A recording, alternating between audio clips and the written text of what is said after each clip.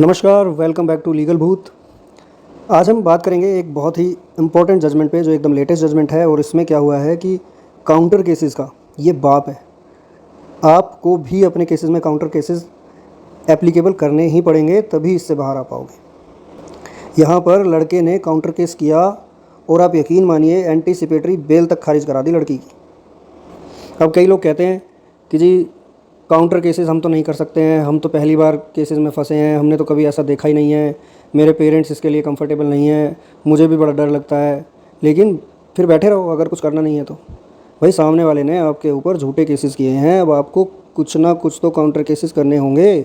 उसने झूठे केसेस कर दिया, आप सच्चे भी नहीं कर सकते हैं क्या? और काउंटर केसेस ये नहीं है कि कुछ भी उठा के ऐसे ही कर दिया, देखना होता है कि कहाँ काउंटर केस बन रहा है, किस तरीके का बन रहा है, तब आप कर सकते हैं और तभी सामने वाले को अकल आएगी। नहीं तो बैठे रहो एक एज़ यूजुअल जैसे सब लोग बैठे हैं। लड़की ने झूठे केसेस कर दिए हैं, मेंटेनेंस लग गया है, आप मेंटेनेंस दिए जा रहे हैं और बैठे हुए हैं। अब चले जा रहे हैं 2-4 साल, 5 साल, 7 साल हो गए हैं और सामने से अभी भी वही डिमांड है 50 लाख 40 लाख। कहाँ से देगा इंसान? तो दोस्तों यहाँ पर आज हम एक ऐसे ही काउंटर केस के बारे में बात करेंगे जिसमें कि लड़के ने सामने वाली पार्टी को एकदम हिला डाला। अब मैं आपको पूरा वाक़या बताता हूँ। वीडियो को शुरू करने से पहले अगर आप चैनल पर पहली बार हैं और वीडियो पहली बार देख रहे हैं तो चैनल को प्लीज़ सब्सक्राइब कर दीजिए, क्योंकि इसी चैनल पर आपको मिलती हैं लीगल की सटीक और साफ़ जानकारियाँ सिर्फ आपकी भाषा में। तो शुरू करते हैं आज की वीडियो को। इस केस में एक्चुअली ये हुआ था कि लड़के के ऊपर 498A का केस किया गया और लड़के को जेल तक भिजवा दिया गया। लेकिन उसके बाद लड़के ने अपनी माताजी से एक केस फाइल कराया, काउंटर केस, और यहाँ पर लड़की की जो एंटीसिपेटरी बेल थी वो तक खारिज कर दी गई। ये दिल्ली हाई कोर्ट का मामला है। मैं मामले को आपको आगे डिटेल में बताता हूँ। तो यहाँ पर 20 अप्रैल 2018 को दोनों पक्षकारों के बीच में एक शादी हुई थी और उसके बाद लड़की ने लड़के पक्ष पर 498A, 364 IPC और डोरी एक्ट 3/4 के अंदर उसने इंदिरापुरम गाज़ियाबाद में एक FIR दर्ज करा दी।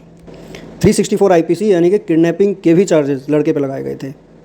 अब जुलाई 2019 में क्या होता है कि दोनों पक्षकारों के बीच में समझौता हो जाता है और ये समझौता 68 लाख रुपए में होता है और लड़के पक्ष ने ये रकम लड़की पक्ष को दे भी दी और दोनों में ये एग्रीमेंट होता है कि अब हम म्यूचुअल डाइवोर्स की पिटीशन फाइल कर लेंगे। लेकिन इतना होने के बाद भी मामला बना नहीं, क्योंकि इस केस में क्या हुआ था, जब लड़की अपना घर छोड़कर गई थी तो उसने किडनैपिंग के चार्जेस भी लगवा दिए थे और वहीं पर यह भी बात उठ रही थी कि लड़की वहाँ पर एक सुसाइड नोट छोड़ कर गई है। तो इस तरह की जो संगीन धाराएं लगाई गई थी, इसमें लड़के की गिरफ्तारी हो गई। अब लड़की पक्ष ने जो ये किडनैपिंग और सुसाइड नोट कहने की बात कही थी, उसके बाद पुलिस लड़की पक्ष को लेकर गई कि चलो सुसाइड नोट हमें बरामद करवाइए, लेकिन वहाँ पर मौके से कोई भी सुसाइड नोट बरामद नहीं हुआ। अब यहाँ पर जाँच में ये पाया कि मामला पूरी तरह से फेक था। लड़की लगातार अपने परिवार वालों के टच में थी उन दिनों और सुसाइड नोट भी बरामद नहीं हुआ था और किडनैपिंग का भी कोई चार्जेस सही नहीं थे। लेकिन धाराएं इतनी संगीन थी कि स्टार्टिंग में जब इनिशियल फेस था तो वहाँ पर लड़के को जेल हो गई। अब कोर्ट ने भी ये माना कि ये एकदम से मिसयूज़ ऑफ लॉ है और अब लड़का जेल भी चला गया है, तो इनके बीच में जो संभावना है सेटलमेंट की वो तो बड़ा मुश्किल है। और कोर्ट ने भी माना कि यहाँ पर इस लॉ का दुरुपयोग बड़े धड़ल्ले से किया जा रहा है, इसको रोका जाना बड़ा ज़रूरी है। अब इसके बाद यहाँ पर होता क्या है कि जो लड़के की माताजी थी उन्होंने उस लड़की पर एक FIR दर्ज कराई। 182, 192, 195, 203, 389, 420, 469, 470, 471, 500, 120B और धारा 34 IPC में पांडव नगर दिल्ली में ये FIR कटवा दी गई। इस FIR में माताजी ने ये बताया कि इस लड़की की शादी इनके बड़े बेटे से हुई थी और इस लड़की ने अपने परिवार वालों के साथ एक पूरा प्लान बनाकर इनसे मनी एक्सटॉर्शन का पूरा प्लान बनाया और इस षड्यंत्र को अंजाम दिया। और ये षड्यंत्र को अंजाम देते हुए उन्होंने यह दिखाया कि लड़की किडनैप कर ली गई है और वो सुसाइड नोट भी छोड़ कर गई है। और इसके चलते ही उन्होंने 498A और 364, 323 में भी मामला उनके परिवारजन और उनके बेटे पर लिखवा दिया गया। इसमें उनके बेटे को जेल हो गई और अभी उनका बेटा बेल पर है।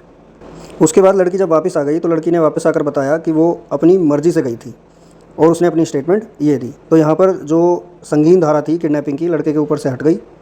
अब यहाँ पर जब इस FIR की जांच पुलिस ने की तो पुलिस को पता चला कि लड़की ने सबसे पहले जयपुर जाके टिकट बुक की, वहाँ से वो मुंबई गई, वो बेंगलोर भी गई थी और उसके बाद गाज़ियाबाद की जो STF की टीम थी उन्होंने उसे रिकवर किया। CDR की जाँच करने के बाद पुलिस को ये भी पता चला कि वो 2 सिम कार्ड्स यूज़ कर रही थी और दोनों सिम कार्ड्स अलग अलग फैमिली मेम्बर्स के नाम पे थे और एक जो सिम कार्ड था वो फेक आधार कार्ड लगाकर ख़रीदा गया था। अब यहाँ पर जो पूरी इन्वेस्टिगेशन पुलिस ने की उसको कोर्ट ने ध्यान से देखा, पूरी गहराई से एक एक मुद्दे पर जांच की गई और यहाँ पर न्यायालय ने ये पाया कि इसको एंटीसिपेटरी दिए जाने का कोई भी औचित्य नहीं बनता है और यहाँ पर एंटीसिपेटरी बेल लड़की की जो है वो खारिज कर दी गई। अब आप देखिए झूठे केस करने वालों का ये हाल हो रहा है कि अब उनकी एंटीसिपेटरी बेल तक खारिज कर दी गई है, उनको जेल भी हो सकती है। कहीं ना कहीं उनका जो झूठ है अब उन्हीं पर भारी पड़ने वाला है। लेकिन ये हुआ कैसे? क्योंकि लड़के पक्ष ने उनके ऊपर किए गए झूठे केस को एनालाइज़ किया और उन्होंने सही समय पर सही स्टेप उठाया।